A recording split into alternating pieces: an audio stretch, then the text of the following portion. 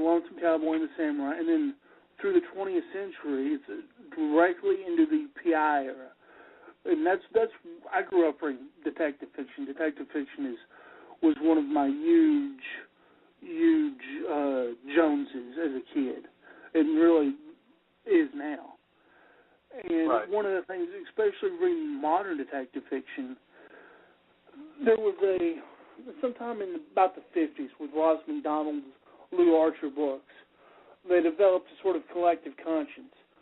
And I appreciate that in the sense that I appreciate people being more mindful and aware of the world that they live in. But and at the time, there was probably nothing wrong. I probably wouldn't find anything wrong with it. But me and my stated philosophy of individualism and my sort of libertarian, it's barely even libertarian, it's more of an anarcho-individualist mentality. I read books by some of these people, and it just drives me insane. Some of the things they say and do drive me insane. Contemporary, so to speak. Mm-hmm. And when I started, after I had the essential story down, and I started filling it in, I realized that I wanted to give my take on it. And one of the things that I always hated about detective fiction, I still freaking hate it. I think it's the biggest cop-out, is there's always the detective. He's 35 and he's perfect and he's morally pure, and he won't get his white gloves dirty because he's too perfect for that. But he just so happens to have a best friend who's borderline psychotic that can barely be controlled. And that's who he turns to for the heavy lifting.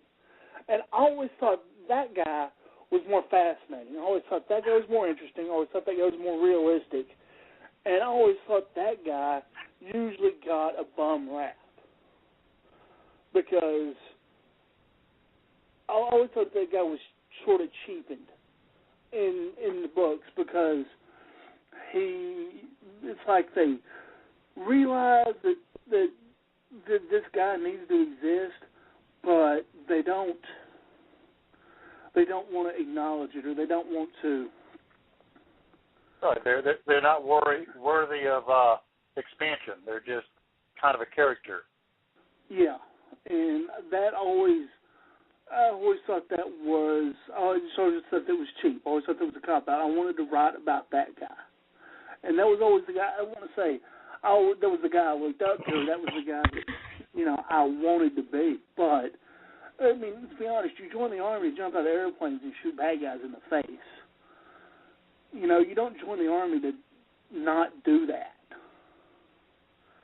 So, yeah, we asked me earlier if there's a lot of me and Jared, but a lot of Jim and me. At some point, obviously, I mean, he's obviously more heroic and skinnier and better looking than I am, but I wanted to write about, that's my ode to the guy that I wanted to be when I grew up, or the guy I thought I wanted to be when I grew up. And I never thought that the guys who acted like they were better than everybody else because they wouldn't do certain things but would hand it off to somebody to be done, those guys just always annoyed me. And that's kind of where it's part of the genesis for Jeb. Well, and I think that one of the reasons it resonates with many readers, especially men, is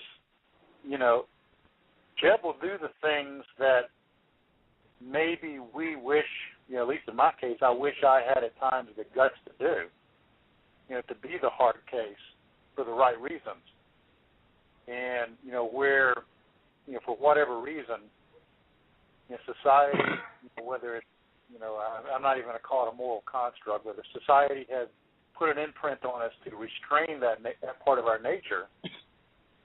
Certainly the legal system has put a restraint on that. And, Jeb just,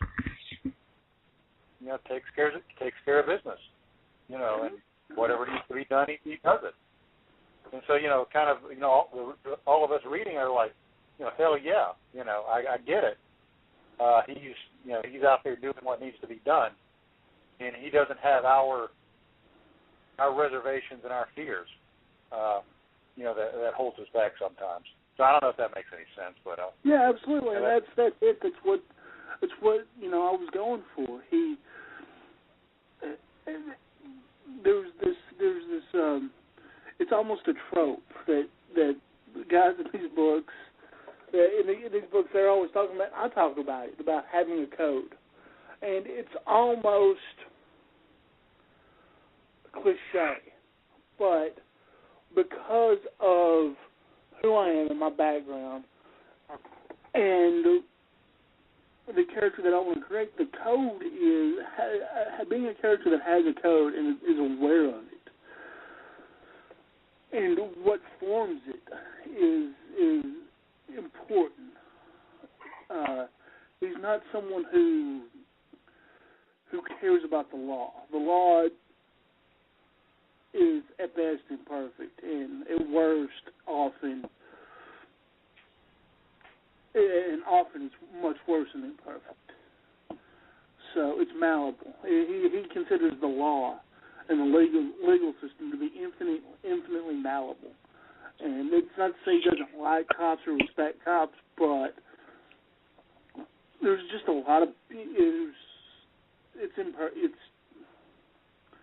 there's a finality there, and he doesn't like I say, he has a disdain for authority and organizations. He is a loner. So, right. Well, and he lives very much, in the here and now. What needs to be done now, and don't be shackled and tied and weighted down and encumbered by what the future may be. Take care of what needs taken care of now. Absolutely, I think he tries really hard, and I mentioned this in books. He tries to clear his mind and be all zen, and he fails at it because he's just the least zen human being possible. But he tries to live in the moment. But it's when you live in the moment, life is simple. And when you are dealing in matters of life and death, then you need things to be as simple as possible. If that makes sense. Yeah, it makes perfect sense. It makes perfect sense, because if you live in the now, you don't have to deal with the consequences of what you did in the past. Honestly. Well, yeah. Well, it's a existential and an experialist, type of point of view and state of being is, it's experiential. I am living in the experience now, and I am responsible existentially for how I feel and process and deal with this experience. And that's, you can just look at society. Look in the news, read the newspaper, look at the strife. We're all struggling to put people in boxes. Absolutely. Put a label on. And, absolutely. And one of the things, this is funny. I actually started writing this book. I started writing this book before I had started heavily rewriting my first book, and Bush was still in office. And, okay. And the last 20% took forever, because the last couple of years have been rough, or busy, I should say. And I was worried because it was important for me to mention some political things in the book, but not be overly political about it, because I want to tell a good story. I want to put out good characters, but I don't want my personal philosophy or belief or politics to derail someone's enjoyment of the story, because I know what that's like. Mm-hmm. Right. Yeah. And I don't. if somebody happens to read my book that doesn't like or care for my politics, that's fine, but I want them to be able to enjoy the book. Right. And I was worried because all the things that were happening, I was afraid that they were going to somehow magically go away. And none of them went away. We're all still talking about the same heartache, the economy's still in shambles, the border's still on fire. We're still fighting this retarded drug war. There's still, it just never ends. So it's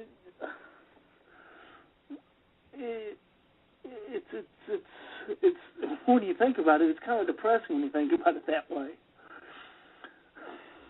But But you know what the scary part is that people don't realize we're a war-driven society.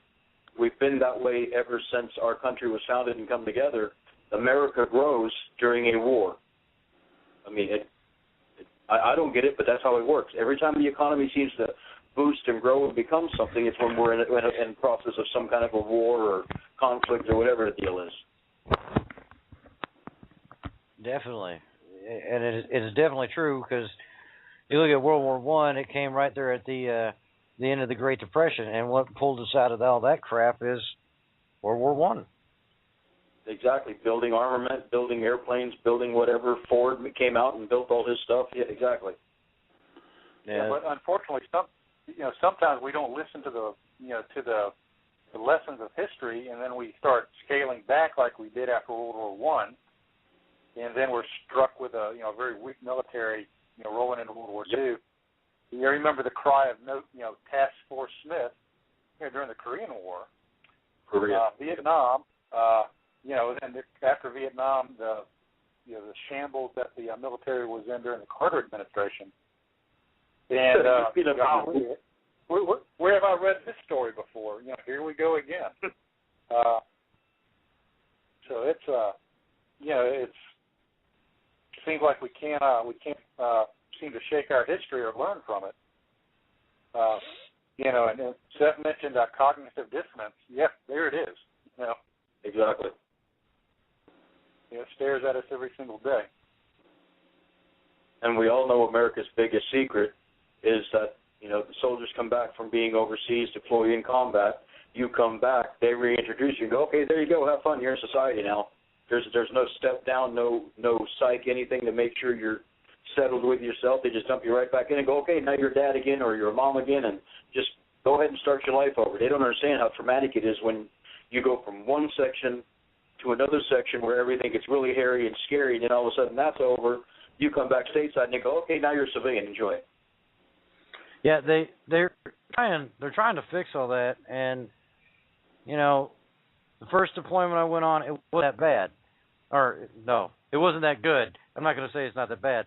It was a horrible time, and what they told us was, don't talk about it, they won't understand.